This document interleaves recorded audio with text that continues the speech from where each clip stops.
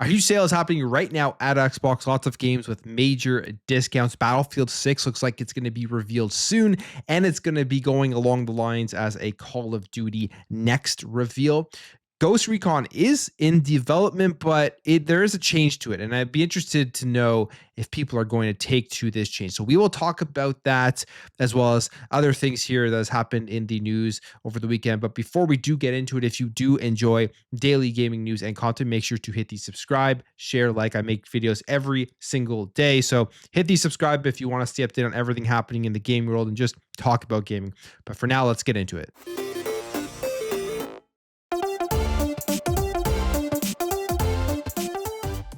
Every year we get the Xbox summer sale, or at least in the last few years, we've been getting some very good sales over the summer at Xbox. If you want to add more games to your library, add these digital games to build that library up, which hopefully in the future, you're going to be able to take that library that you've purchased on your Xbox and download and play those games on whatever device that you are on. I know that is the future that Xbox is trying to sell us right now going forward into the next generation. The next console will be fully backwards compatible, but it will be very cool if the handhelds that come out and the PCs out there can download and play your Xbox console library seamlessly. You have your saves going back and forth. I can't wait for that feature. That's what they're telling us that they are trying to do. So hopefully that ends up happening in one way or another.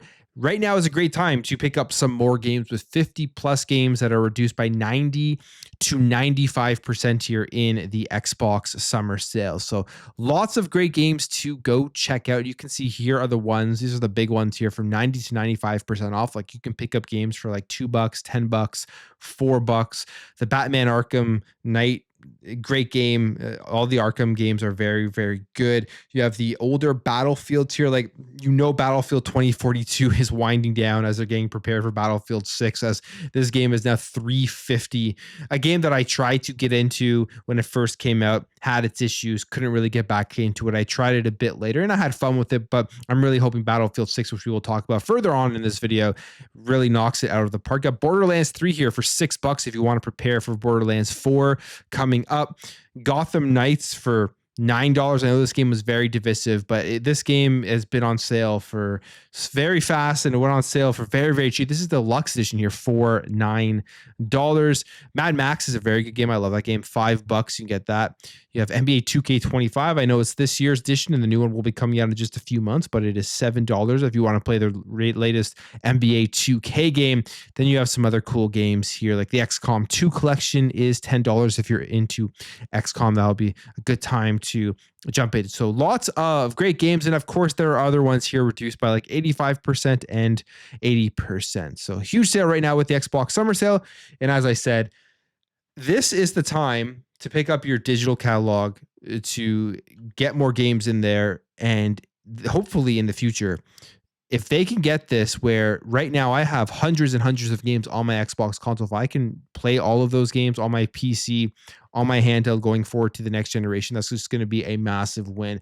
Hopefully they can all be downloaded, but I have a feeling that some of them will be able to be played via download, and the ones that can't be played via download because they just can't get them transferred over to be on a PC or on a handheld, licensing, all of these types of things, you're going to probably be able to play them through streaming, as they've just recently added streaming to the PC app, and it's also available on your console. It'll be available on handheld, all that stuff. So all of these games will go with you everywhere in the future, and when they're on sale, it's the best time to pick them up. Now, one of the best studios I would say at Xbox right now, just from the games that they've made and that I've really enjoyed, like Wolfenstein and just the recent Indiana Jones game, which is a phenomenal game that actually surprised me because I was excited about it, but I just didn't know if it was going to be as good as some people were expecting. The whole first person view threw some people off, playing as Indy in first person rather than having it full third person style of adventure, and then having, I guess that's a direct comparison to games like Uncharted. But I think they did a great job. I think they made the right choice in the way that they developed this game, because I thought it was phenomenal.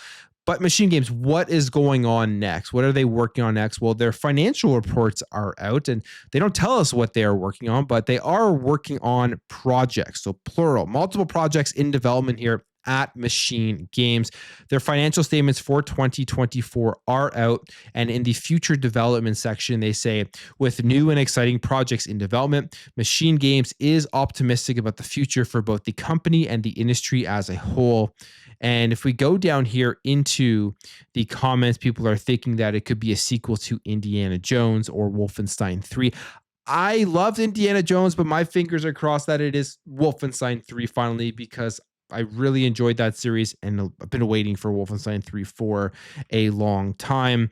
You go down here, they say they made one of the best games of this generation, hands down. They're really goated. So people are thinking here, what could it be?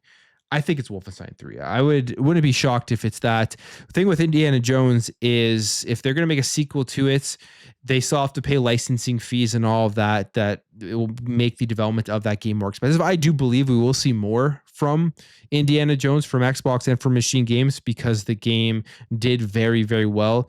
So I wouldn't be shocked at that. But you go on to Wolfenstein 3 now, you put that out, you add to that series, see how successful that game can be. And then I think after that, you can go out there and make Indiana Jones. And if they have multiple games in production already in projects, they could be working on both at the same time. They have the assets, they have everything really made for these games. These aren't games you're really going to have to make from the scratch, from the ground up. So I could see them actually working on both too. So we'll see what's coming next for Machine Games. But since Indie, we haven't heard what they're doing, and hopefully in the 2026 Xbox showcase, maybe we get a hint as to what Machine Games is up to. All right, Battlefield 6. We've talked about this a little bit over the last couple of days. The reveal for this game is getting closer and closer. Lots of leaks have been coming out, and now it looks like July 31st is the day that we are going to be getting Battlefield 6 in a Call of Duty Next style of event. As you know, Call of Duty Next has their event every year and gives you a look at what's coming out, what to expect, what are the changes. It looks like Battlefield is going to be following that. And I'm excited because I'm very much looking forward to this year's Battlefield to really see how they've improved since 2042 and if they can be a juggernaut again in the first-person shooter genre. But it says here, according to sources familiar with the plans of the Battlefield 6 reveal, content creators and media have been invited to play Battlefield 6 from July 29th to July 31st. And it's understood that the event will be somewhat akin to Call of Duty Next, which isn't at all surprising given how the next game is shaping up to replicate the Call of Duty franchise's success. And that is my question. Can they replicate Call of Duty's success? Can we get back to the days where Call of Duty versus Battlefield was actually competition? It hasn't really been like that for the last number of releases. And they say the event is set to take place from July 29th for 2 days behind closed doors, allowing content creators and the media to get hands-on with the game. Then on July 31st, Battlefield 6 will be officially revealed to the world with gameplay, developer interviews, and more. And we've already seen promotional care packages that were leaked. So, I mean, they say here as well, and I must stress that this was a genuine leak, not an intentional fake. So they accidentally leaked that, and that comes out basically telling you they are getting ready to announce, reveal, I'll give us all the information about this game, like a release date, pre-order stuff, and just show off this game. We've seen so many videos already come out from the playtest that they have for this game. And I think those videos have actually helped it, increasing the hype for Battlefield 6, because I think they've looked very good just with the whole destruction and the whole battlefield that they have going on with helicopters flying, vehicles going around, explosions in the background. It's just looked phenomenal, seeing buildings completely crash down. So hopefully it lives up to the expectations and lives up to what we have seen so far. But I'm very excited for July 31st to see this overall reveal. And then we'll have the Black Ops 7 stuff that is going to be coming at Gamescom at Opening Night Live. We know that game is going to be there. There will be a COD Next event at some point, and it's really going to set itself up for a huge end of the year battle in the first person shooter genre between these two games. Another game that looks like it's going to first person is Ghost Recon. And I don't know how I totally feel about this because I like Ghost Recon as a third person game, especially with Ghost Recon Wildlands. I thought that game was very good. They missed on Breakpoint. A lot of people did not enjoy it. They've updated that game a lot. And I think now if you go back and play it, it is probably a far better experience. But Ubisoft here is confirming that a new first person Ghost Recon game is in development. And they said this comes here from Stephen Totillo's game file. Says where Yves Guillemot confirmed in a shareholder meeting that a new Ghost Recon game is in development. During the meeting, Yves Guillemot discussed the success of Rainbow Six Siege as an example of the company's expertise in live service games, which gives you that hint that they're going to follow that potentially a bit here when they put out the next Ghost Recon. They say, our objective is to also make strong progress in the growing market, generally speaking, by continuing to enhance our current experiences that we offer and capitalizing on upcoming launches, such as The Division and Ghost Recon. And then after that, CFO Frederick Duguet answered a question about how Ubisoft will use its investment from Tencent, to which he says here, used for future development of other major brand names. So we've got Ghost Recon is just one example for our first-person shooter type games. And we also want to boost our live games such as The Crew and For Honor. Going first person with Ghost Recon, I don't know if that is the best choice. And maybe he just kind of made a mistake and was mixing up games in mind. I doubt it, but I don't know if that is the best choice here because you already have Far Cry, which is first person from Ubisoft. You have Rainbow Six, which is first person. So you already kind of have that genre covered off. People would love to see Ghost Recon come back with a whole new third person perspective and give us a game that's worthy of following up Wildlands, because Breakpoint really didn't meet that for a lot of people. And even like I go back to thinking about Ghost Recon Advanced Warfighter on the 360 days and stuff. Like those games were phenomenal games. I love those. So I would love to see them kind of get back to the roots of Ghost Recon and go back to those styles of games. But as of right now, based off of this here, it looks like they are going to first person. One game is doing phenomenal. Just came out. It's already sold 1 million on consoles in under 4 days, is Ready or Not.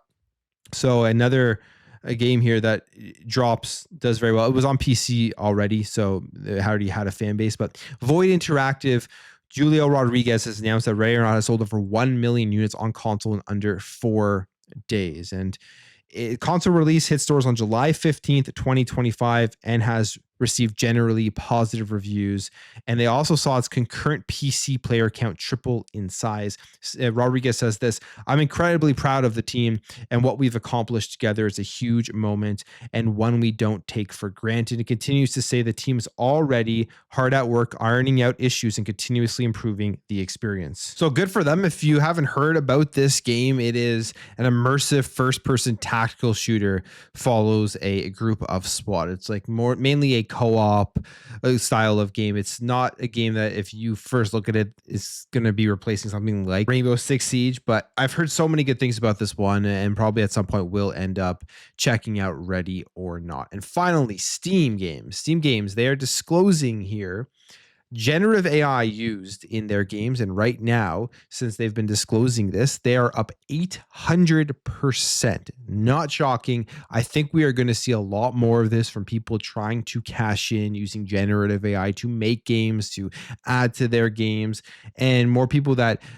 probably don't care as much about making games using these technologies to get them out there and try to make money off it. I do think there's still a place for AI. I think it will actually have big benefits to the gaming industry. I've talked about this before and some of the things that I think it'll be very helpful for, but seeing just the huge boost here with generative AI, I would love to see how good any of these games are. I doubt they are very good, at least a lot of them. And this is according to an analysis that generative AI games on Steam by Totally Human, which suggests that nearly 8,000 titles released on Steam now disclose Gen AI usage compared to 1,000 a year ago. And that's 7% of the total Steam library and 20% of all games released so far in 2025. And they say, in addition to disclosing whether generative AI was used, developers must describe exactly how it is used. And according to the analysis, 60% of generative AI disclosures so far for virtual assets generation, so the creation of characters, backgrounds, or art. And to be completely honest, this here is something like assets that don't need to have some major creative backing to them. Like if you're having grass and boxes and things like that, I think generative AI is actually going to do a big job here that will reduce costs and it won't have negative or major negative effects on the games itself. They also have used generative AI for audio generation, text generation, marketing, and promotional assets, and code generation. And I think code generation is where you're going to start to see some issues pop up.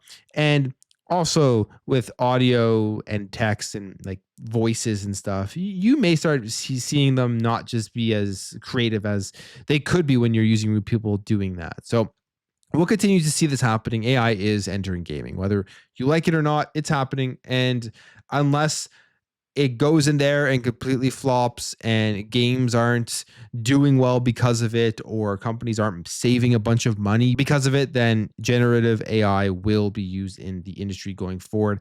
It's how they use it, which is the important thing surrounding this. But I'll end the video there. If you did enjoy this video, hit that thumbs up. If you're new here, hit that subscribe, and I'll catch you guys in the next video.